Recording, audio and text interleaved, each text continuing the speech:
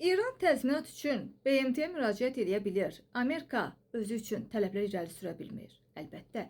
Gündəm xəbərinin efirində 1 may tarixidir və bir xəbərimiz olacaq. Belə ki, Amerikadan İrana şok, tələb, yeni şərtlər məlum oldu. Gündəm xəbərinin efirində dünyadan bu xəbəri diqqətinizə çatdırırıq. Belə ki, Amerika hakimiyyəti İrandan zənginləşdirilmiş uranın nüvə obyektlərindən kənara çıxarmamağı tələb eləyib ki, bu barədə Axios jurnalisti Barak Ravid öz mənbələrinə istinadən məlumat yayıb və mənbənin bildirdiyi məlumata görə Ağ Evin xüsusi elçisi Steve Witkoff bazar ertəsi günü saziş layihəsinin mətninə nüvə məsələsinin yenidən daxil edilməsini nəzərdə tutan güzəştlər və düzəlişlər siyasətini təqdim eləyib və sənəddəki əsas tələblərdən biri ondan ibarətdir ki, rəsmi Tehran danışıqlar davam etdiyi müddətdə zənginləşdirilmiş uranı zərbəyə məruz qalmış nüvə obyektlərindən daşımamaq və həmin ərazilərdə hər hansı fəaliyyəti bərpa etməmək barədə öhdəlik götürməlidir. Maraqlıdır, İran bu öhdəliyi eləyəcək və bu tələbə qarşılıq